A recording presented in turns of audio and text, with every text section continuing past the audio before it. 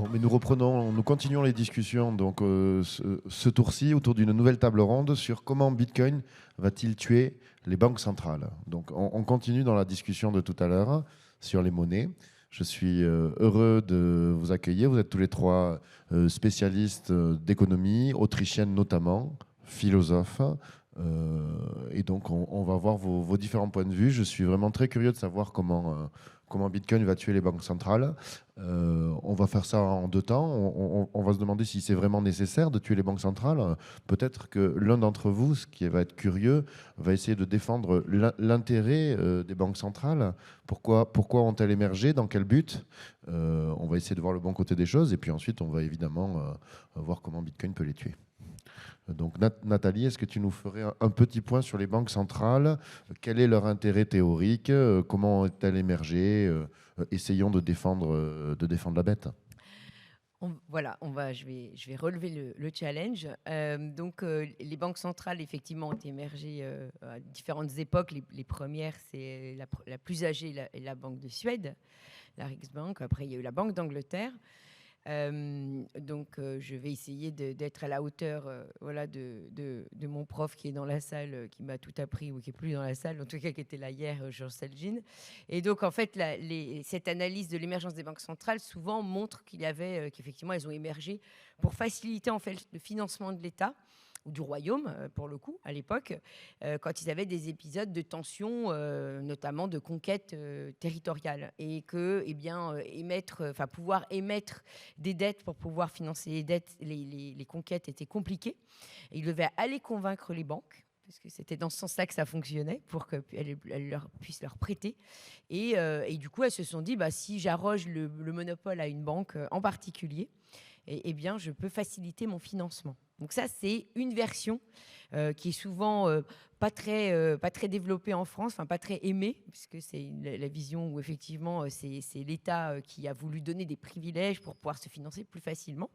Et la version plus communément admise qu'on trouve dans les livres les plus acceptés dans le milieu économique, c'est plutôt qu'en fait les banques dont j'ai parlé tout à l'heure, qui ont fait du crédit sur la base des dépôts, donc les fameuses banques à réserve fractionnaire, pouvaient faire face à des crises de liquidité. C'est-à-dire que tout d'un coup, comme vous l'avez, cette année c'est très pratique, on en a eu plein, des crises de liquidité aux États-Unis avec les épisodes, vous savez, des banques californiennes. Donc vous avez très bien vu ce que c'était, effectivement. Alors aujourd'hui, c'est encore plus magique, parce que d'un coup de revers sur le téléphone, de pouce, hop, on vide son compte en banque. Donc ça a été la dimension beaucoup plus rapide de l'événement. Mais néanmoins, c'est ça le problème, c'est qu'en fait, les banques se retrouvent sans liquidité. Et on s'est dit, il faut que la monnaie soit élastique. D'accord? Donc, tout le contraire de Bitcoin, vous allez me dire. Voilà. Donc, il faut qu'elle soit élastique. Et donc, on s'est dit, il faut qu'il y ait un prêteur en dernière sort, c'est-à-dire quelqu'un qui va être une institution supérieure, qui a une crédibilité, qui va pouvoir, en fait, pouvoir refinancer ces banques pour qu'elles puissent continuer à faire du business. Donc, ça a vraiment été ça au cœur de, par exemple, la création de la réserve fédérale américaine. C'est vraiment été le cœur des discussions. Vous pouvez, historiquement, vous pouvez vérifier. Et en fait, l'adoption, finalement, l'adoption de la Fed telle qu'elle existe, elle s'est fait à peu de voix. En fait, il y avait beaucoup de voix contre, parce que beaucoup n'aimaient pas cette idée de centralisation, je pense. En fait, c'est surtout ça qui était une réticence américaine. Et en fait, ils l'ont emporté. Et donc, c'était suite à la dernière grande crise de liquidité de 1907. En 1913, ils ont donc décidé de fonder la Fed. Mais donc voilà. Donc ça, c'est, je dirais, la façon la plus communément développée, c'est de dire que les banques centrales sont nées pour en fait rendre la monnaie élastique. Et d'ailleurs, la Banque d'Angleterre, c'est pareil. Ça fait partie des sujets qu'elle abordait quand elle est née. Un rôle d'amortisseur monétaire, finalement, face à des bank runs. De création de liquidité en cas effectivement de problème de liquidité au sein du système bancaire. Mais en fait, voilà, on peut... Est-ce qu'il n'y avait pas eu des paniques bancaires juste avant? Si, pour la Fed, c'était 1907. Oui, il y avait eu une série de paniques bancaires. Oui, et donc, tout à fait. Il y a eu une pression pour que... voilà, oui, tout à fait. Yorick? Oui, moi, vraiment, je pense que ce qu'a dit Nathalie, c'est très, très important parce que aujourd'hui, l'opinion publique sur les banques centrales, elle est convaincue de deux choses. La naissance des banques centrales a été utile pour remédier à des séries de crises inéluctables du capitalisme financier. Et deuxièmement, les banques centrales jouent un rôle utile aujourd'hui. Et sur ces deux points, en fait, c'est très contestable. Et donc, les bitcoiners, quand ils s'attaquent à ces deux aspects dans leur discussion avec des gens un peu sceptiques, c'est pas facile pour eux d'aller contre ces idées reçues parce qu'elles sont très, très profondément ancrées. Alors que quand on regarde en détail, c'est très contestable, notamment sur la création des banques centrales. Et des auteurs comme George Selgin, Larry White ou Murray Rothbard ont documenté en détail pourquoi c'est un mythe totalement fumeux, l'idée selon laquelle la Fed aurait été créée pour stabiliser le capitalisme financier et le système bancaire. La réalité, c'est que les pouvoirs publics avaient eux-mêmes déstabilisé cette situation par une série de réglementations, d'interventions, etc. Et qu'ensuite, ils sont arrivés en prétendant résoudre le problème par un surcroît d'interventionnisme sous la forme d'une entité centrale. Oui, donc les paniques bancaires, elles ne venaient pas de nulle part. Il y avait bien effectivement auparavant des régulations qui ont pu mener à cet état de fait. Oui, aux États-Unis, on parle souvent de l'épisode de ce qu'on appelle la concurrence bancaire, le free banking bancaire, qui est souvent décrié. Et d'ailleurs, c'est intéressant parce qu'il faut que vous sachiez qu'à l'occasion, ce qu'on entend moins parler en Europe, c'est beaucoup moins prégnant comme sujet, mais ça a été très discuté à nouveau là maintenant avec le développement des stablecoins, où ils faisaient un parallèle pour essayer de savoir comment réguler les stablecoins. Ils disaient souvent, voilà, en fait, stablecoin, ça ressemble à nos free banks du 19e siècle. Et en fait, pas du tout. et parce qu'en fait, les free banks, les soi-disant free banks du 19e siècle n'étaient pas free, en fait. Elles n'étaient pas totalement libres, elles étaient libres d'activité économique, mais elles étaient contraintes, en fait, d'acheter des bons du trésor dans leurs réserves. Donc, en fait, elles n'étaient pas du tout libres en gestion. Mais c'est qui rejoint une question que je me posais. A-t-on connu un monde fonctionnant en l'absence de banque centrale? Oui. Et comment ce monde était-il? Était-il meilleur, équivalent? Fonctionnait-il mieux? Alors, si on s'en tient, par exemple, à l'Antiquité, je vous laisserai parler après de l'époque moderne, mais dans l'Antiquité, effectivement, il n'y avait pas de banque centrale, mais en revanche, il y avait du centralisme, de la centralisation. Quand on prend l'Empire romain, par exemple, c'est un empire centralisateur, hyper centralisateur, et qui a d'ailleurs eu recours à la falsification de la monnaie très tôt pour essayer de se renflouer, notamment pour payer les légions étrangères et maintenir la cohésion de l'Empire. Et d'ailleurs, ça a conduit à l'hyperinflation et donc à la chute de l'Empire romain. Alors, il a fallu plusieurs siècles, au moins 3-4 siècles. Donc centralisation du pouvoir est éternelle. Oui, je pense que c'est récurrent. C'est pas, et on n'apprend pas des erreurs d'ailleurs. On notera qu'on n'apprend pas des erreurs, puisqu'on répète la même chose. Pour l'époque moderne, c'est pareil, je vais reprendre ce qu'on peut être dit par Selgin et White. Il y a eu effectivement l'épisode le plus connu qui est le plus cité, c'est celui de l'Écosse, puisque effectivement ça a été un épisode qui est très documenté. Mais il y a eu plein d'autres pays. Le Canada n'a eu une banque centrale qu'en 1935, donc il y a beaucoup de pays qui n'ont pas eu de banque centrale pendant très longtemps et où ça s'est très bien passé. Mais à un moment donné, effectivement, il y a eu ce besoin de la Banque centrale de vouloir, en fait, de l'État, de faciliter en fait son financement. C'est vraiment intimement lié aux facilités du financement de l'État. Tu as formulé de façon très polie, donc financement des conquêtes, c'était financement de la guerre quelque part. En fait, l'humanité s'est très bien portée pendant des millénaires sans banque centrale et sans politique monétaire. Après, ce qui est intriguant, c'est que l'émergence des banques centrales est allée de pair avec une croissance économique extraordinaire et une élévation extraordinaire du niveau de vie de l'humanité. Donc, il y a une corrélation entre ces deux phénomènes. Mais quelle causalité? Donc, l'opinion publique est convaincue que les banques centrales ont contribué à ce progrès extraordinaire. Mais en fait, ça n'est pas si évident. On peut très bien plaider que c'est l'inverse. On peut très bien dire que le développement de la civilisation et de l'humanité s'est fait malgré les banques centrales, et qu'au contraire, elles ont contribué à freiner le développement économique et l'essor de la civilisation, et qu'elles ont permis des cataclysmes absolument tragiques, notamment les guerres mondiales, indirectement, par le financement des États, et voilà. Et dans la période moderne, quelles sont les missions des banques centrales? Donc je pense à la BCE, je pense à la Fed. Quelles sont stabilité des cours, je pense? Alors, c'est donc là, juste pour conclure, je pense que la naissance de la macro avec Keynes a vraiment été à continuer à ancrer dans les esprits que les banques centrales allaient être déterminantes pour l'élévation en fait des niveaux de vie, parce qu'on a eu la macro qui est arrivée et donc le policy mix, c'est-à-dire qu'on devait faire les gouvernements allaient adopter, parce qu'avant on parlait pas de politique monétaire, enfin avant les années 40, il n'y avait pas de politique monétaire, ça n'existait pas. La politique monétaire, elle est vraiment née avec après la grande crise des années 30, avec cette idée que une politique monétaire qui était faite de façon cohérente avec la politique fiscale, eh bien, on allait aller dans le meilleur des mondes. Voilà. Aujourd'hui, les banques centrales, c'est quoi? En général, elles ont à peu près toutes comme mandat officiel la stabilité des prix, puisque voilà, c'est quelque chose qui est venu au fur et à mesure du temps, mais où il y a à peu près partout.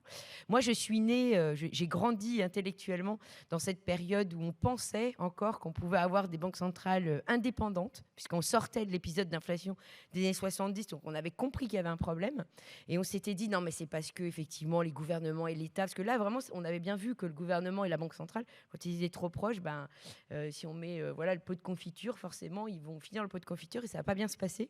Et donc, on s'était dit, on a trouvé le truc, on va faire l'indépendance des banques centrales, c'est sûr, ça marche. Oui, alors tu parlais du keynésianisme, et oui. Je pense que c'est important peut-être de s'arrêter un peu là-dessus pour comprendre le lien qu'il y a entre les banques centrales et la doctrine keynésienne. En fait, statutairement, les banques centrales, elles doivent maintenir l'inflation à 2%, ce qui est déjà énorme, en fait, 2% par an. Donc, ça veut dire qu'il faut que les gens perdent de l'argent, enfin que la valeur de la monnaie se déprécie, mais pas trop. Parce que si on dépasse 2%, après, ça commence à devenir compliqué, ça risque de provoquer des crises et des émeutes, etc. Bon. Mais pourquoi il faut qu'il y ait de l'inflation? C'est parce que la théorie keynésienne dit qu'il faut relancer la production et la croissance par la consommation et donc par la demande. Donc il faut que les gens consomment. Pour qu'ils consomment, eh bien justement, il ne faut pas qu'ils thésaurisent, il ne faut pas qu'ils épargnent, il faut qu'ils dépensent leur argent le plus tôt et le plus vite possible.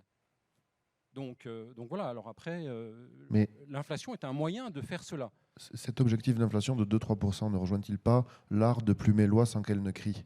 Parce que... Oui. Et d'ailleurs, il faut faire en sorte que l'inflation existe, mais qu'elle ne paraisse pas trop forte ou même qu'elle soit invisible. Alors il y a toutes sortes de moyens justement de mesurer l'inflation pour faire croire qu'elle n'est qu'à 2% ou 3%, alors qu'en fait elle est bien supérieure. Et il y a aussi, dans la même idée, c'est vrai qu'on a voulu mettre cet objectif pour l'identifier et objectiviser pour tout le monde, que ce soit en fait facile à comprendre. Et en fait, effectivement, aujourd'hui... Mais pourquoi pas zéro? Comment? Alors, pourquoi pas zéro? Parce que comme il l'a dit, il faut avoir un minimum de plus pour pouvoir se dire que... Parce qu'on va de l'avant et parce qu'en fait, on diabolise la déflation. En général, moi, ça me fait toujours sourire parce qu'en déflation, il ne se passe plus rien. En fait, on ne mange plus. Parce qu'en fait, on n'achète plus, parce qu'on achète toujours demain. Alors moi, je suis toujours assez bluffée par ça. Je dis, ah bon, parce qu'en fait, on va plus rien faire. En fait. Mais la monnaie ne se mange pas, non? Non, mais ce que je veux dire, c'est qu'en fait, la théorie keynésienne dit qu'en fait, ou l'approche keynésienne dit qu'en fait, quand on est en déflation, en fait, c'est terrible parce qu'il ne se passe plus rien du tout, on reporte tout. On reporte la consommation. Donc, moi, je veux bien, mais il y a un minimum, on va quand même pas tout reporter. Mais il me semble que Yorick l'a évoqué dans son intervention.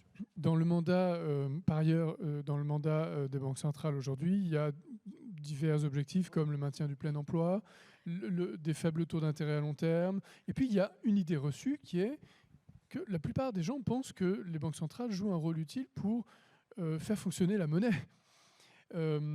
Pour garantir la stabilité de la monnaie, et les banques centrales, c'est le discours qu'elles ressassent en permanence. Sans nous, il n'y aurait pas de monnaie, ce serait horrible, la monnaie serait instable. Voilà. Qu'est-ce qu'on constate au XXe siècle? C'est l'époque de l'humanité où il y a eu le plus de crises monétaires, de fluctuations, d'effondrements financiers. Il y a eu des dizaines d'épisodes d'hyperinflation, ce qui est nouveau dans l'histoire de l'humanité. Ça n'existait pas il y a quelques siècles. Et donc, en fait, le bilan des banques centrales est très contestable. Simplement, elles ont des budgets de communication et d'influence illimités. normales, ce sont elles qui créent la monnaie. Et donc elles ont des budgets énormes, notamment pour recruter des économistes, influencer les médias, etc. Et donc ce discours est omniprésent. Mais normalement, les missions des banques centrales sont encadrées par différents traités. Et donc, quelle est la valeur de ces traités? Ne sont-ils pas des remparts de papier quelque part? Relativement, oui. Je pense que l'exemple de la BCE est assez amusant à tout titre. Bon, amusant, je ne sais pas pour nous, mais en tout cas, il est assez édifiant. C'est-à-dire qu'on est parti, on était là, voilà. Alors, comme les Allemands ont joint la BCE en disant, bon, d'accord, je veux bien, mais alors attention, on met des garanties, puisque moi, j'aime pas l'inflation. Donc, ils y tenaient beaucoup. Et c'est pour ça qu'on a cet objectif d'inflation qui a été écrit, puisque dans la littérature, enfin dans tout ce qui est la réflexion monétaire, ça fait très longtemps qu'il y a donc on a compris qu'il y avait une mauvaise influence, enfin, il y avait des relations un peu compliquées entre l'État et la monnaie. Et donc, un auteur comme Milton Friedman, qui était très conscient de ça, mais qui n'était pas encore ni libertarien à l'époque, avait suggéré d'avoir la fameuse règle d'or pour essayer de mettre dans la Constitution de combien on pouvait augmenter le stock de monnaie, en disant on ne pourra pas le toucher. Donc nous, les Allemands sont un peu inspirés de ça. Ils se sont dit, voilà, on va créer une BCE où il est mis ces 2%, et puis rien d'autre. Et bien en fait, ça n'a pas empêché ce qu'on a connu à la suite, c'est-à-dire qu'on s'est aperçu que finalement, comme dans toute cette croyance, enfin en tout cas cet optimisme qu'on avait mis dans l'indépendance des banques centrales, la même chose s'est produite sur le mandat de la BCE, qui était donc sur le papier la plus indépendante des banques centrales, puisque contrairement à la Fed qui elle a en fait on appelle un mandat dual, elle doit aussi assurer le fait qu'il y ait l'emploi soit le maximum et qu'il y ait à la fois la stabilité financière et la maximisation de la croissance économique, en plus de l'inflation. Donc, elle a vraiment beaucoup d'objectifs. La BCE, on a qu'un seul, justement, pour essayer de faire en sorte qu'elle se soit objectif et qu'il n'y en ait qu'un qu'elle l'assure. Donc, on appelle ça, effectivement, c'est des mandats non hiérarchiques. Et on s'est aperçu qu'en fait, ça n'a pas changé la nature des choses. C'est-à-dire qu'à un moment donné, quand il y a eu la crise avec la dette souveraine, eh bien, on est revenu sur le fait que la Banque centrale ne pouvait pas intervenir sur le marché de la dette des États, même si c'est sur le marché de la dette secondaire. Donc ça, c'était la fameuse phrase de Mario Draghi de « whatever it takes ». Donc ça a été un premier coup de canif dans le contrat. Et puis là, je crois qu'on a eu l'apogée quand on a eu la crise du Covid avec Christine Lagarde qui, au moment où on a décidé de faire le confinement, a dit « Ah non, il est hors de question qu'on achète plus d'obligations d'État qui vont moins bien. On achètera comme d'habitude par rapport à un pourcentage déterminé. » Et en fait, elle est revenue sur ses propos une semaine après parce qu'il y avait des tensions telles qu'ils ont dit « Oh là là, non, ça ne va pas aller. » Et là, à nouveau, ils sont revenus sur un deuxième acte de la constitution de la Banque centrale qui était important, qui était que la Banque centrale ne pouvait acheter qu'un montant d'obligations des États à proportion de leur part dans le capital de la BCE. Donc ça veut dire qu'en Allemagne, la BCE a 18% d'obligations allemandes, de 12 ou 13 de la France, 9 de l'Espagne, etc. Et maintenant, on est revenu là-dessus. Mais alors, en définitive, est-ce que les banques centrales vont survivre? Est-ce que Bitcoin va tuer les banques centrales? C'est ça que nos amis attendent qu'on... Eh bien, je suis curieux que tu répondes à cette question que tu poses toi-même.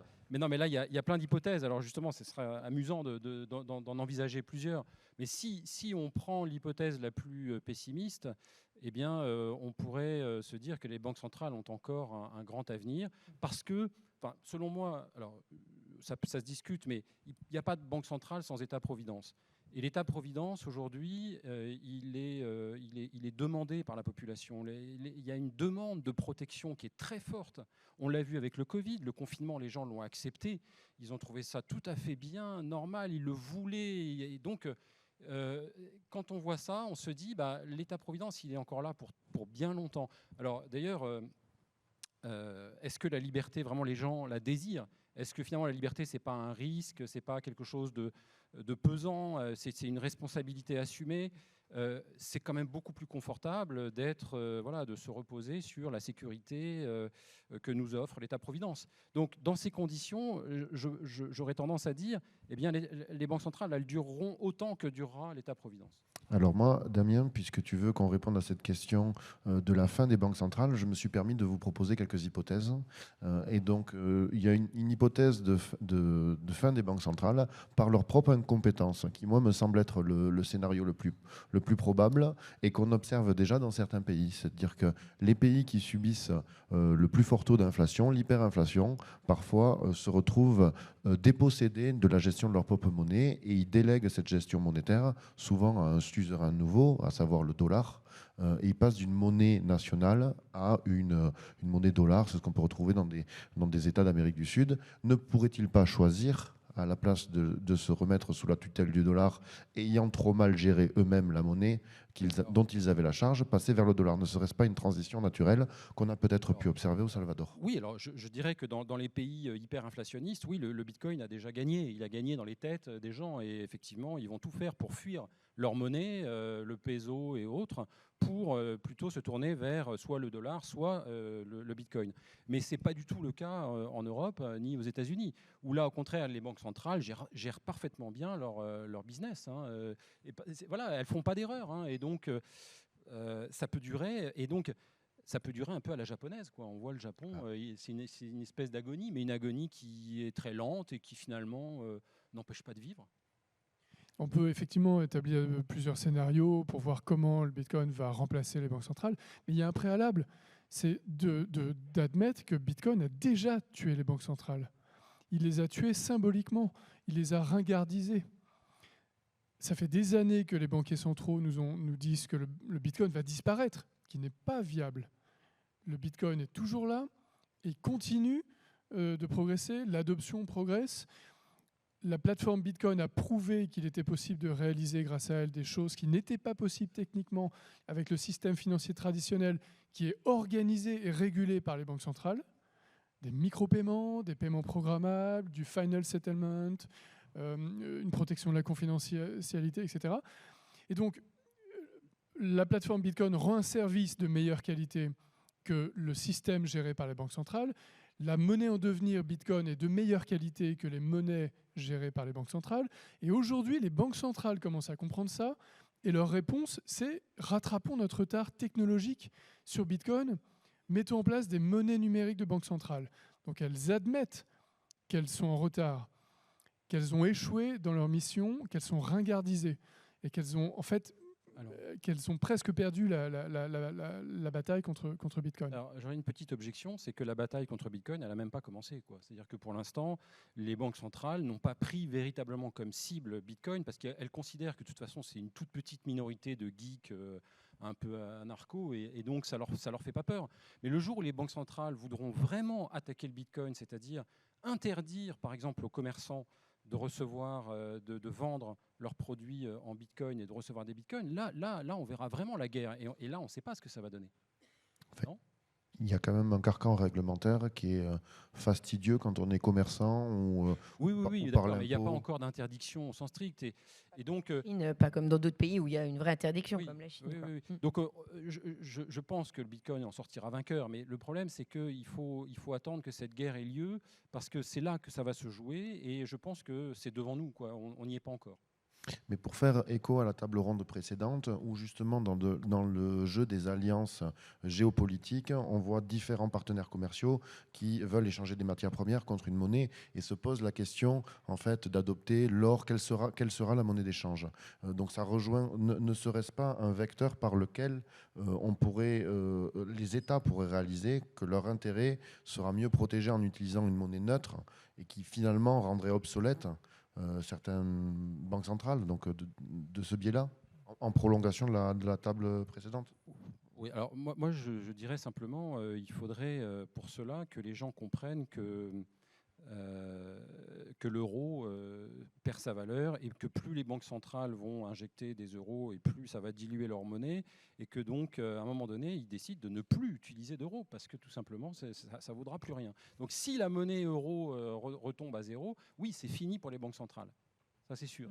Voilà, et c'est ça qu'il faut. C'est pas parce que les gens vont adorer Bitcoin d'un coup, non, ça risque pas, mais c'est parce qu'ils vont être complètement dégoûtés d'avoir un euro qui fond et qui perd sa valeur. Et alors après, les monnaies de banque centrale, enfin ça on pourra en parler aussi, c'est un autre problème.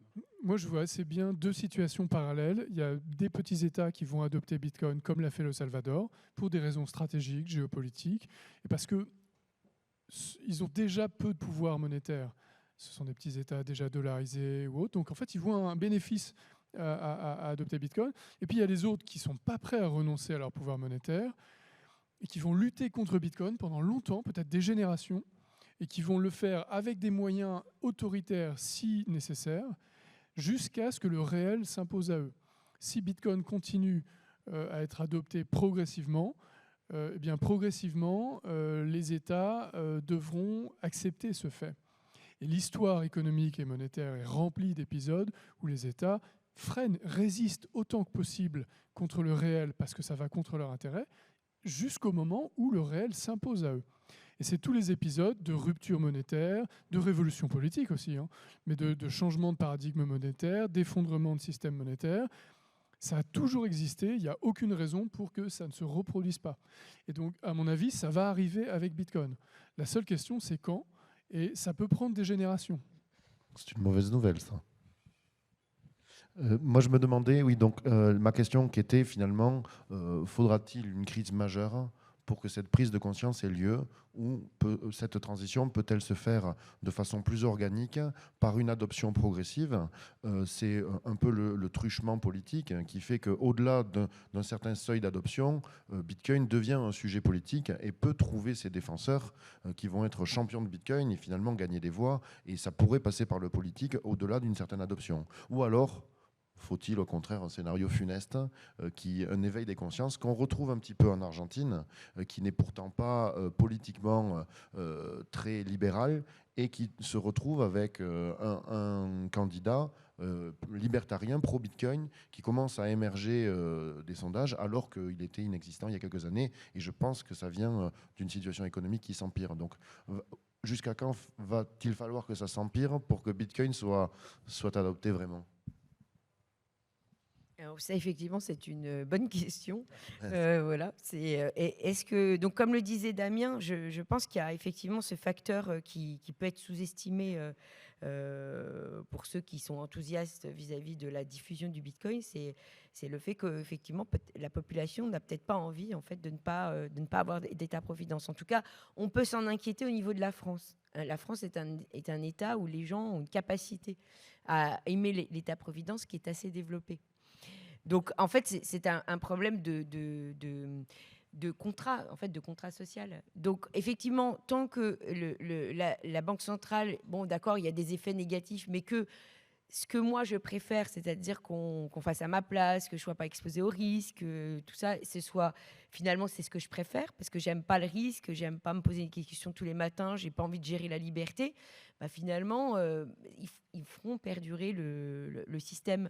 Et maintenant, effectivement, après, il y a on a tous des différentes préférences pour l'État, mais elle est quand même un peu au cœur Oui. du fait que ça perdure, sans aucun doute. Et puis, après, il y a aussi la réalité de l'adoption du Bitcoin, et là, dans l'adoption quotidienne, qui est quand même posée. C'est-à-dire mais là, c'est là où, à mon avis, il faut parier sur la technologie, sur l'évolution de la technologie, parce que dans le passé, c'est souvent la technologie qui a complètement bouleversé finalement les équilibres et qui a fait que les changements ont été possibles, alors qu'on n'y croyait pas.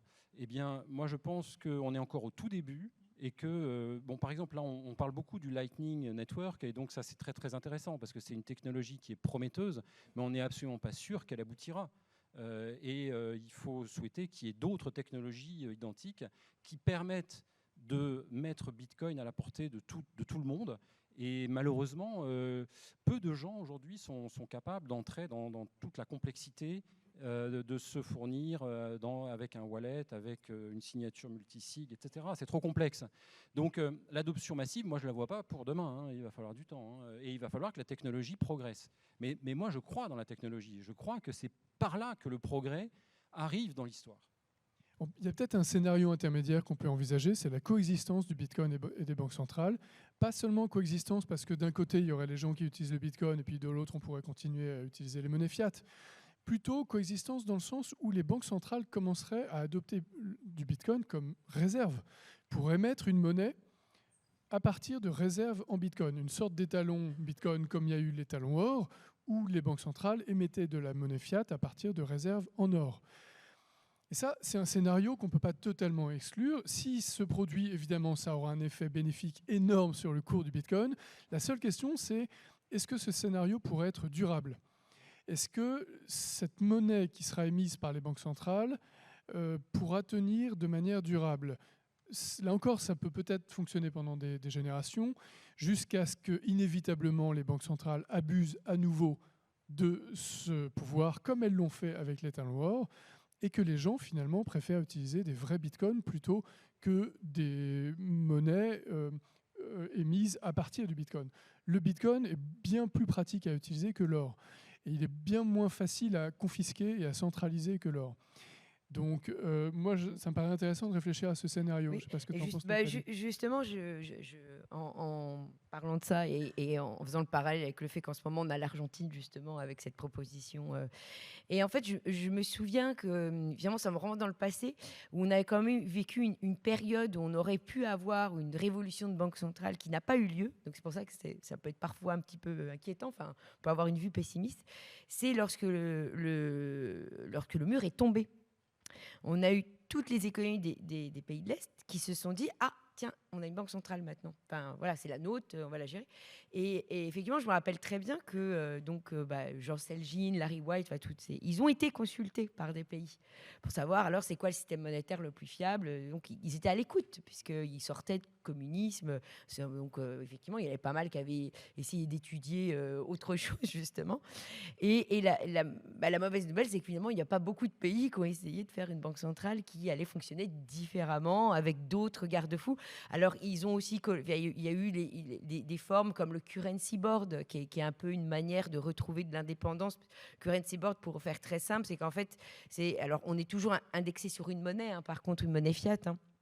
Mais l'idée, c'est que c'est une boîte automatique. Donc, j'ai $1 qui arrive, j'imprime de la monnaie locale. Voilà, donc ça peut être de l'euro, ça peut être de l'heure, ce que vous voulez, mais du coup, il faut une référence. Et effectivement, quand tu déroulais ton scénario, je me dis, ah tiens, oui, ça pourrait être une idée. Et peut-être qu'on pourrait la suggérer à ce charmant Argentin en lui disant, peut-être que la révolution...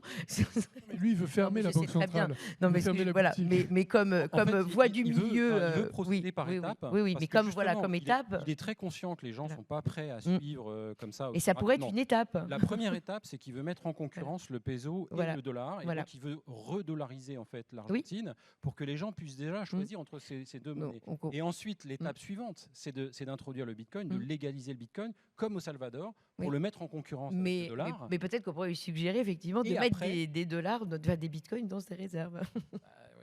Voilà. Mais au gré de cette discussion, je me rends compte pourquoi en fait les populations ne souhaitent-elles pas plus la fin des banques centrales, parce que si on ne voit pas de fin de banque centrale, c'est finalement parce que les gens ne le souhaitent pas. Donc c'est c'est compliqué. L'épisode Covid a été intéressant là-dessus. La plupart des gens se disent mais qu'est-ce qu'on aurait fait sans la banque centrale ? Comment on aurait fait ? On n'aurait pas survécu. Il n'y aurait pas eu cet argent magique pour nous rémunérer à rester tranquillou à la maison. Et en fait, c'est vrai que c'est pas facile de répondre à cette question. C'est un sujet complexe. Alors on peut imaginer que déjà, peut-être qu'on aurait adopté des moyens différents pour lutter contre le Covid. On n'aurait pas forcément mis l'économie sous cloche. On n'aurait pas pris les mêmes décisions. Voilà. Mais c'est pas évident parce que les banques centrales ont réussi à faire croire qu'elles avaient un rôle vital pour l'économie et pour la société. Et cette opinion est très très profondément ancrée dans la société. Il reste la preuve de marché aussi. Bitcoin doit prouver qu'il est à l'échelle pour des milliards d'individus, ce qui est quand même moins évident, parce que c'est vrai que les systèmes monétaires actuels ont des capacités de traitement et de transaction qui sont en tout cas, très efficaces. D'effectuer des transactions, c'est sûr qu'il y a ce problème de facilité. C'est-à-dire qu'effectivement, aujourd'hui,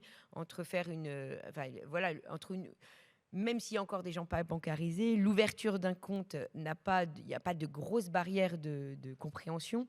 Et c'est pas tout à fait la même chose pour le Bitcoin. Et voilà, ça demeure là, effectivement, un problème. Après, les problèmes d'échelle avec les promesses du Lightning Network, on voit bien qu'il y a des solutions technologiques qui émergent. Mais en effet, je pense qu'il y a quand même ça qui sera aussi déterminant. C'est-à-dire qu'il faut un bon timing. Il faut que, on en discutait avec quelqu'un avec qui on a eu cette discussion, qu'en fait, peut-être que la réussite aussi du Bitcoin, en fait, c'était pas la première fois qu'il y a eu des tentatives, mais la raison pour laquelle ça a fonctionné, c'est peut-être parce que technologiquement, il est arrivé au bon moment. C'est-à-dire qu'avant, c'était trop tôt, et là, c'était le bon moment. Peut-être que pour prolonger, il faut éviter que Bitcoin ne tue trop vite les banques centrales. Voilà. Parce que il faut que Bitcoin soit prêt. Et donc, il y a l'aspect expérience utilisateur que tu citais. L'aspect scalabilité quand même a bien progressé grâce au Lightning Network, mais il y a sans doute encore des progrès à faire. Et puis, il faut que le Bitcoin soit vraiment inattaquable face à des attaques étatiques coordonnées. Donc il faut que la décentralisation des nœuds continue à augmenter, et il faut que la puissance de calcul continue à augmenter. Et donc peut-être que c'est encore trop tôt et que voilà, il faut attendre encore un peu. Mais pour répondre à la question, comment Bitcoin va-t-il tuer les banques centrales? Ça sera l'une après l'autre. Donc il y en a une, ça a commencé au Salvador. La nouvelle cible est en Argentine. C'est pas la Fed qui va tomber il faut tout que de les banques suite. centrales se suicident chacune l'une après l'autre. Alors, il y a une expérience intéressante, mais pareil, c'est la dimension d'un petit pays. Alors après, on vous répond toujours, oui, mais c'est un petit pays. Alors bon, ça ne marchera pas dans un grand. J'ai souvenir qu'en fait, à l'occasion d'une conférence, il y a quelqu'un qui a présenté un papier sur le Panama, qui a aussi aboli sa banque centrale. Et effectivement, depuis, le Panama est beaucoup plus stable qu'avant. Donc, c'est une belle réussite. Mais, à nouveau, on va vous répondre, oui, mais enfin, c'est le Panama. Voilà. Donc, Et ce sont des pays dollarisés. oui, mais lui, il est vraiment dollarisé. Ils ont vraiment éradiqué toute centrale. Il n'y a plus de banque centrale physique qui existe. C'est terminé. Donc, ils ont vraiment... voilà, ils sont revenus. Et donc, effectivement, c'est pas du free banking dans ce sens-là, mais ils en sont assez proches. Et ça se passe très bien. Donc, c'est assez intéressant à étudier comme cas. Et c'est vrai qu'à chaque fois, on vous dit, oui, mais ça, c'est des petits pays. Donc, qu'est-ce qui se passerait pour un plus grand pays? On vous dit, non, mais c'est pas possible de l'étendre. Donc, c'est très compliqué, effectivement, parce qu'on comprend que c'est les petits pays qui ont un gain. En fait, ils peuvent rapidement, en fait, avoir des vraies propositions un peu tranchées. Mais en même temps, quand on vous dit, si ça marche là, pourquoi pas l'appliquer? On vous dit, oui, mais ça va pas être pareil. Et donc, ça, c'est quand même très... voilà, c'est un argument qu'on vous ressort en permanence, qui n'est pas vraiment d'autorité, mais c'est un argument qui est ressorti souvent. Donc l'Argentine, si elle le faisait, déjà, ça aurait peut-être un peu plus de poids, vu que c'est un plus gros pays. Non, je voulais citer une de nos gloires philosophiques nationales, qui est Voltaire, à propos de ce que tu disais sur le suicide des banques centrales. Alors, il dit cela: une monnaie papier basée sur la seule confiance dans le gouvernement qui l'imprime finit toujours par retomber à zéro. Et donc, ça veut dire, si on suit ce que dit Voltaire, et je pense qu'il a raison, c'est que toute banque centrale est suicidaire par définition. C'est-à-dire qu'elle imprime, et puis elle finit par tuer, en fait, sa monnaie. Donc, parce que les gens la rejettent. Alors, combien de temps ça peut prendre, ça, on n'en sait rien. Mais par contre, on est sûr que ça arrivera. C'est au moins un petit signe d'espoir. Le problème, c'est qu'avant de se suicider, elles ont tendance, comme dirait Spinoza, à persévérer dans leur être, le conatus de Spinoza, et donc à vivre le plus longtemps possible et à se défendre et à se maintenir en vie par des moyens autoritaires si nécessaire. Et les monnaies numériques de banque centrale, c'est ça. Les MNBC, c'est une tentation autoritaire pour survivre face à Bitcoin et garder le pouvoir monétaire. Alors dit comme ça, c'est un peu choquant pour beaucoup de gens. Ça fait complotiste, etc. Mais en fait, c'est la réalité. C'est vraiment ça.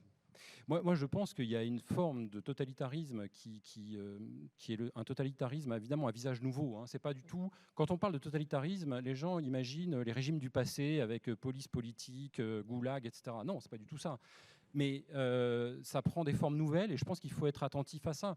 Le numérique, les outils numériques peuvent se retourner contre nous et supprimer nos libertés. Et ça, c'est totalitaire. Alors, est-ce que les MNBC sont totalitaires? Là, j'ouvre le débat. Mais attends, mais j'ai pas de réponse toute faite. Mais... On arrive sur la fin, mais donc moi j'ai une variante à cette question. Donc, Bitcoin va-t-il tuer les banques centrales? Mais ce ne serait pas pas l'inverse, est-ce que les banques centrales vont tuer Bitcoin, mais plutôt les banques centrales ne risquent-elles pas de devenir de plus en plus dangereuses également par cette évolution technologique, cette capacité à contrôler, à monitorer, à censurer des comportements économiques et à remplacer une forme d'emprisonnement physique par tout simplement le gel des avoirs. Un emprisonnement numérique et monétaire. Et qui est une technologie qui n'existait pas avant dans l'humanité. Il n'y a jamais eu de technologie permettant de geler des avoirs à l'échelle d'un pays, à distance, en un clic. Donc ça, c'est un danger quand même. Alors, elles deviennent de plus en plus dangereuses. C'est peut-être aussi comme ça qu'elles termineront. Oui, mais il faut quand même toujours rappeler que c'est fait dans une bonne intention. Hein, il ne faut pas oublier. Alors, c'est pour ça que ce n'est pas du tout un complot. Il n'y a aucun complot. C'est toujours du keynésianisme. Parce que je disais tout à l'heure, la doctrine keynésienne, c'est la relance par la demande et par la consommation. Et il y a deux moyens de relancer la consommation. Soit, effectivement, on fait de l'inflation, c'est ce qui se passe, 2% par an. Aujourd'hui, c'est beaucoup plus. Mais soit on crée une monnaie fondante, c'est-à-dire une monnaie qui va perdre complètement sa valeur si on ne l'utilise pas. Alors, par exemple, c'est ça, c'est l'idée qu'on va vous donner un portefeuille numérique avec de l'argent dedans et vous aurez 2 ans pour dépenser votre argent. Si au bout de 2 ans, vous ne l'avez pas dépensé, ça ne vaut plus rien. Et puis, vous le dépenserez que comme il faut. Voilà, donc, attention, parce que donc là, ce sera... pas pour acheter de la viande. Non, surtout pas. Et d'ailleurs, certains, pour faire écho à ce qui a été dit avant aujourd'hui, certains, quand on se disait que les socialistes n'étaient pas emparés du sujet des inégalités, si, il y a toute une partie, ma collègue de la Sorbonne, Jésabelle Coupé-Soubeyran, qui avait fait un manifeste pour dire on va faire la monnaie banque centrale, c'est la monnaie du peuple. Et ça, elle y tient beaucoup. Pour elle, c'est justement, elle trouve que c'est effectivement que la politique monétaire crée des effets de richesse qui enrichissent les riches. Oui, et elle dit, mais on va faire de la monnaie numérique et on va dire, toi, on va te financer, toi, c'est pas bien, toi, oui, toi, non, toi, t'es green, c'est bon, toi, t'es marron, ça va pas, toi, t'es noir, moi, c'est pire. Enfin, voilà. Et donc, et pour elle a trouvé le truc. Donc, mais oui, il y en a qui se sont emparés, oui. Si on ne fait pas de la croissance, il n'y a pas de sécu, il n'y a pas de retraite. On ne peut plus payer les retraites. Donc, il faut faire de la croissance, absolument. Quitte à ce qu'elle soit complètement artificielle et vide. Quoi. Mais à titre personnel, ça ne me rassure pas vraiment, parce que les dictateurs viennent rarement au pouvoir en promettant la mort et la misère. Donc c'est souvent au nom d'un grand idéal.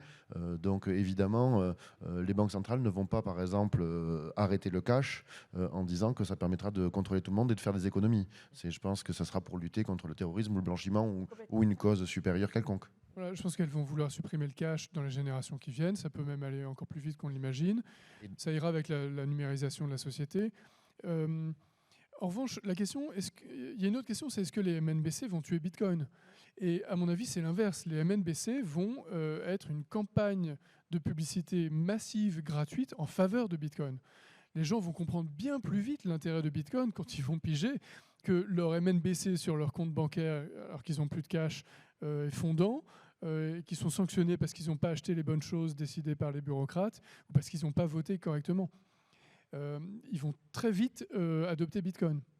On peut même penser que, c'est une hypothèse, mais que ça sera un fiasco total, quoi, parce que les gens n'en voudront pas et que ils n'arriveront pas à mettre en place un truc aussi. Mais je ne connais personne en tout cas qui ait réclamé l'avènement d'une monnaie numérique de banque centrale. Le commun des mortels le souhaite peu. C'est quand même une volonté qui vient d'en haut et réellement peu d'en bas. Et on voit qu'il y a des réticences parce que, pour faire écho, la Banque de Suède, toujours la même, la plus ancienne d'Europe, qui a été très tôt sur le sujet parce qu'elle avait affaire chez elle à une non-utilisation, enfin une baisse drastique du cash, ce qui n'est pas du tout le cas des autres pays. Eh bien, en fait, elle a commencé ses essais, ses tentatives, ses réflexions. Eh bien, on est à la troisième phase de test et ça n'a toujours pas été adopté. Et ils ont commencé très tôt. Ils ont commencé avant 2015, la réflexion sur la monnaie, les MNBC. Donc ça veut dire qu'effectivement, ce n'est pas évident qu'elle le lance, parce que même cette banque centrale, elle n'y est toujours pas aujourd'hui. Elle n'a toujours pas de FAD. Mais je crois que de toute façon, d'un point de vue technique, c'est une usine à gaz absolument à part les Chinois qui l'ont fait, honnêtement, pour le moment. Après, pareil, des petits pays, le Bahamas, tout ça, ils ont. Mais à l'échelle d'un grand pays, il n'y a que la Chine qui, pour le moment, en a une et dit que ça marche. Enfin bon, voilà. Puis ça soulève des réticences du secteur bancaire, pour des raisons compréhensibles aussi, parce que ça leur pique une partie de leur business. Mais sur le cash, les banques centrales disent souvent, mais nous, c'est pour répondre aux demandes des utilisateurs qu'on travaille sur ces sujets de MNBC, parce que les gens préfèrent le sans contact, le numérique, etc. Et donc c'est un argument qui est à la fois vicieux, parce qu'en fait, les banques centrales promeuvent ces projets pour leurs propres raisons à elles, pas pour satisfaire les consommateurs. Et en même temps, il y a une part de vérité dans cet argument. Chacun d'entre nous, on se rend bien compte que c'est plus pratique le sans contact avec la carte que sortir des pièces, etc. C'est vrai. Et donc, en fait, pour moi, la solution, c'est Bitcoin. C'est-à-dire que Bitcoin, c'est du cash numérique. Le sans contact, très bien, mais à condition que ce soit Bitcoin, pas les MNBC. Et s'il n'y avait pas ce cash numérique en devenir, en progrès, pour résister contre ces monnaies numériques potentiellement totalitaires, ce serait extrêmement préoccupant. Mais c'est là où il faut absolument que la technologie avance pour qu'on arrive à faire des transactions instantanées, pour des petits paiements.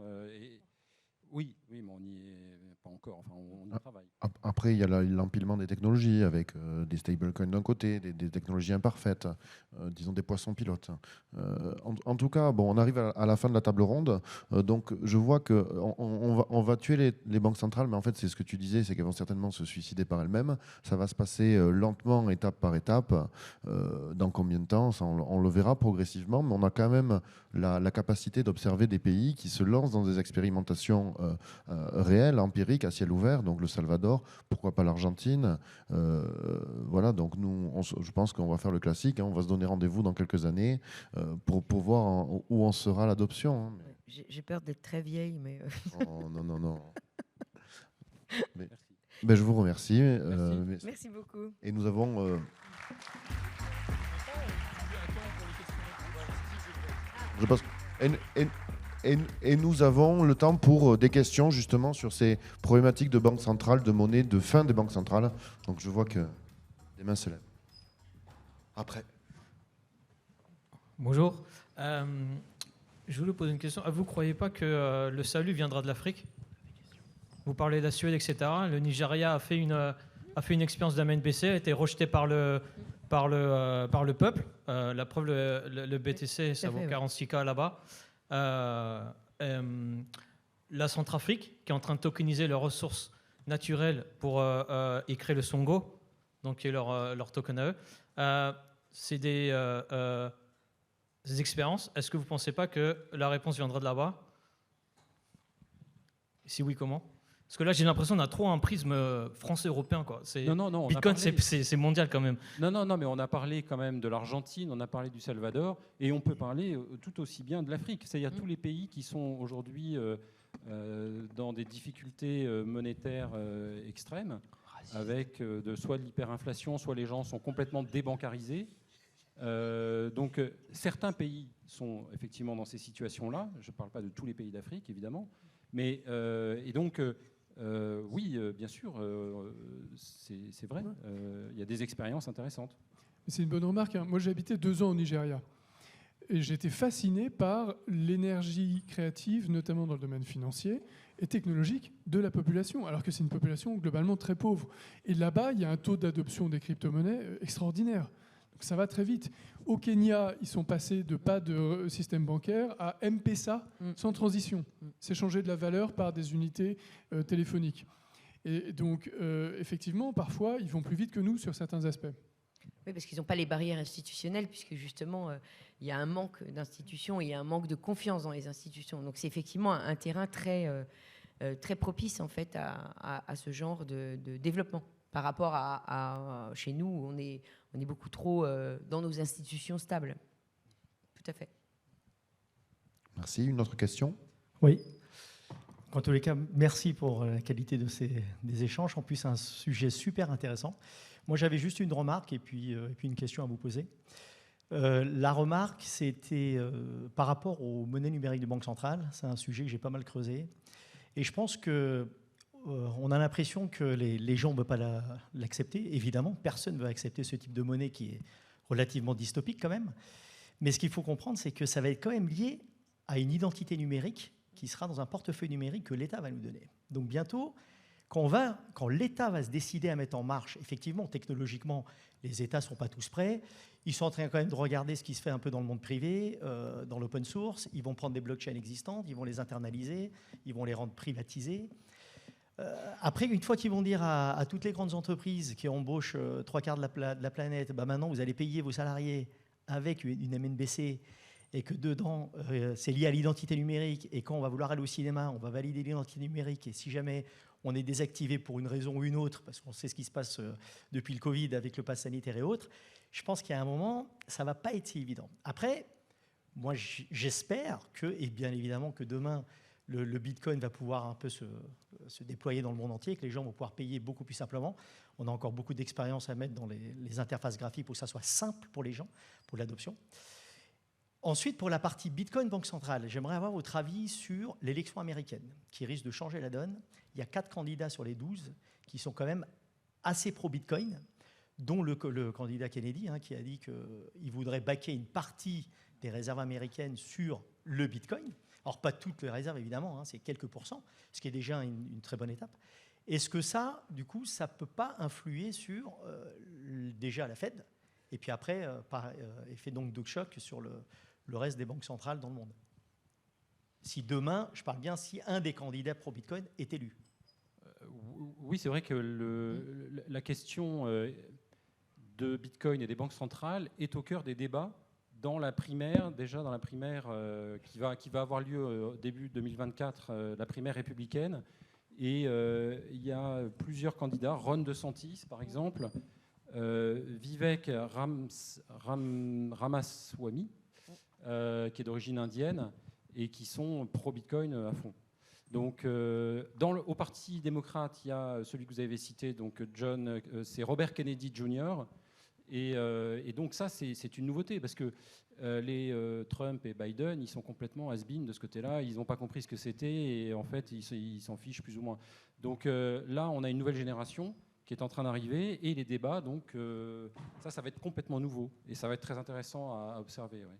Mais d'ailleurs, les débats, effectivement, ne sont pas du tout au même niveau aux États-Unis et en France pour ça. De toute façon, il y a avec la Floride, on est vraiment sur une autre planète. Et c'est vrai qu'en France, en Europe, on est quand même très en arrière. Et d'ailleurs, c'est peut-être aussi pour ça que les États-Unis ne se ruent pas d'ailleurs sur la MNBC. Parce qu'en fait, je pense que globalement, les Américains n'en veulent pas. Je veux dire, eux, la privacy est si importante que... Voilà, ça leur fait un truc qui ressemble trop à un instrument communiste de contrôle qu'à un réel intérêt technologique. Puis aux États-Unis, le terrain était un peu préparé par Ron Paul. Pendant des décennies, son programme, c'était End the Fed. Fermer la Banque centrale. Il a été candidat au présidentiel, il a été parlementaire pendant très longtemps. Et donc il y a une sensibilité, une compréhension américaine sur ce sujet. Il y a aussi beaucoup toutes les tentatives avant Bitcoin étaient aux États-Unis aussi. Beaucoup de concepts de e-cash, etc. C'était là-bas. Donc il y a une tendance positive, et peut-être que à l'élection suivante, 100% des candidats seront pro-Bitcoin. Ou dans 2 mandats. Enfin, en tout cas, il y a une tendance de fond. Ça, c'est quand même encourageant. Merci. Une autre question? 2 autres questions. Ici, j'ai le micro. Merci. Moi, je viens d'un petit pays qui n'a encore pas cassé sa banque centrale, mais ça va être un peu difficile parce que je crois aussi que la BIS, donc la Banque centrale des banques centrales, est aussi chez nous. C'est toujours un peu plus compliqué. Mais vous avez dit quelque chose d'intéressant par rapport au fait que dans les petits pays, ça va un peu plus facilement, qu'on peut plus facilement abandonner sa banque centrale et utiliser autre chose, enfin la monnaie d'un autre. Est-ce qu'il n'y a pas, de manière un peu plus générale aussi, on voit l'arrivée de Bitcoin comme technologie d'Internet qui répondait à des besoins aussi, que ce soit sociétaux et autres. Internet n'est pas vieux, ça fait une petite trentaine d'années, un peu moins, qu'on commence à jouer, mais ça, dans sa version un peu actuelle, c'est pas si vieux que ça. Est-ce qu'on n'est pas en train juste de voir l'agonie de ces zones économiques, les États, ou les plus grandes zones qui sont les États-Unis, qui ont des énormes États, l'Union européenne qui est arrivée avec une force économique et autres, mais de se dire finalement la monnaie, une banque centrale, c'est l'outil de change, enfin la monnaie d'une zone économique. Et entre zones économiques, on essaye de se stabiliser tout le temps parce qu'ils sont un peu meilleurs, donc on imprime un peu plus et autres. mais que finalement, Internet, c'est quoi? C'est l'interconnexion entre des databases, des bases de données à travers le monde et autres, et que finalement, on est en train de tuer ces frontières. En fait, Internet a détruit déjà ces frontières au niveau planétaire. Ça veut dire que le monde est devenu un village et qu'on reste encore attaché à des zones économiques et autres, alors qu'on pourrait, avec des technos comme Bitcoin et d'autres, en fait, faire de la Terre un village où on n'aurait plus besoin de ces frontières. Parce qu'aujourd'hui, on voit des gens, toutes les guerres qu'on voit, c'est des idéologies entre vous avez des ressources, on n'en a pas, on vient vous les prendre, on sait faire ça depuis des millénaires, mais qu'à la fin, finalement, on est en train de se battre avec des idéologies, avec des États qui disent « moi, je suis meilleur que vous, notre monnaie est meilleure que la vôtre », alors que finalement, il y a des technos qui sont arrivés, qui ont tué le game, quoi. C'est juste de la survie, puis que finalement, les banques centrales, comme d'autres, comme les États, on n'en aurait plus besoin, puis on pourrait finir peut-être avec des cités-États, comme on l'a quasiment en Suisse, on voit 26 cantons, chaque canton a sa petite ville et autres, mais de se dire, mais finalement, le monde pourrait fonctionner comme ça, avec peut-être des superpuissances entre des États, des cités-États qui se bousculent les unes les autres, mais est-ce qu'on n'est pas déjà dans cette transition-là? Excusez-moi pour la longueur de mon propos. Je suis propos. d'accord, mais il y a une tendance quand même préoccupante, c'est qu'il y a beaucoup de gens, qu'on peut appeler les globalistes, qui sont favorables à une monnaie mondiale. Ils sont favorables à ce que de plus en plus de choses soient gérées au niveau mondial, parce qu'il y a des problèmes globaux, et donc il serait intéressant qu'il y ait une banque centrale mondiale qui gère une monnaie mondiale. Et ça, c'est une perspective extrêmement dangereuse. Pourquoi besoin d'une banque centrale quand on n'a plus qu'une monnaie pour tout le monde? On n'a plus besoin de réguler quelque chose. Ça peut s'appeler Bitcoin. Ces gens-là veulent un pouvoir politique doté du pouvoir de la politique monétaire. Tout à fait. Alors, heureusement, là encore, que Bitcoin est là, parce qu'une monnaie mondiale, c'est souhaitable, mais à condition qu'elle soit le résultat d'une adoption libre et d'un processus concurrentiel. Si elle est imposée par une autorité politique centrale, c'est extrêmement dangereux parce que ça lui donne un pouvoir illimité sur les sociétés humaines. Et ça veut dire que, en fait, une forme de totalitarisme mondial devient possible. Donc, c'est quelque chose à avoir à l'esprit. Oui, puis ce qu'on disait aussi, c'est que les gens veulent de l'État-providence parce qu'ils veulent de la protection. Donc, ils veulent des frontières qui soient les plus fermées possibles. Mais quand vous dites les gens, c'est qui? Les Français ou le reste du monde? Parce que quand on parle de l'Afrique et du développement de ces nouvelles technos en Afrique comme moyen de paiement, c'est surtout parce que ces gens-là, ils n'ont pas le choix. Oui. Nous, ici, on est des flemmards. Enfin, on le voit, on a tous des systèmes de paiement qu'on peut dans le monde. Il y a des gens... Ils sont débancarisés. Ils sont débancarisés. Oui. Et la question, c'est est-ce que les gens veulent ou c'est simplement que les gens n'ont pas le choix? Non, mais là, je parle de l'hémisphère nord. Hein. Effectivement, c'est là où les États-providence sont les plus solides et implantés. Merci beaucoup. Merci. Il nous reste une dernière question. Je vais essayer d'être très rapide, merci. Je vais focaliser sur la BCE. Vous êtes allé très très vite en réalité entre la monnaie numérique de banque centrale BCE et chacun d'entre nous. Il y a des strates que vous n'avez pas évoquées. Il y a la Banque de France, puis derrière la Banque de France, il y a les banques. J'ai souvenir d'avoir écouté une interview du responsable des crypto-monnaies, de la monnaie numérique de banque centrale, de la Banque de France. Une personne que vous connaissez peut-être, assez balèze sur le sujet. On le sait tous, fabriquer une monnaie numérique, c'est assez rapide. Hein. Je veux dire, je me suis vraiment posé la question de savoir pourquoi il fallait 5 ans pour pondre une monnaie numérique de banque centrale au niveau de la BCE. Et ce que je pense avoir compris, c'est que la seule difficulté, c'était de pouvoir remettre tout le système bancaire dans le circuit pour qu'il puisse faire son business. Oui, oui, il y a ça, entre autres. Oui, mais ça, c'était une des plus importantes, en tout cas pour le projet européen. Ça a été effectivement en fait, ils vont vous présenter un produit marketing. De toute façon, là, le projet a été présenté devant le Parlement européen. Et donc, dedans, il y a notamment, pour faire plaisir aux banques, parce que c'est elles qui vont distribuer. Donc ça, c'est très important. Pour éviter la désintermédiation bancaire, on aurait une capacité de ne stocker qu'un montant limité de monnaie digitale banque centrale. Donc ce serait 3 000 € à peu près. On n'aurait pas le droit d'avoir plus de 3000. Donc ça, c'est pour être sûr qu'on n'ait pas les dépôts dans les banques qui se transfèrent dans les wallets, qui ne sont plus des dépôts des banques, mais qui sont effectivement la propriété de la Banque centrale. Donc ça, c'est une chose. La deuxième chose, c'était l'histoire de tracer vos paiements. Et là aussi, ils ont dit qu'en fait, les informations seraient stockées ailleurs et détenues par une entité privée, voilà. Donc ils n'auraient pas accès aux données. Et puis, quelle était l'autre chose qui les préoccupait? Enfin, en tout cas, c'était une préoccupation importante. Je crois que j'ai oublié quelque chose. Mais enfin, bon, les deux dimensions, privacy et montant, enfin, pour pas éradiquer les banques du système, c'était deux préoccupations.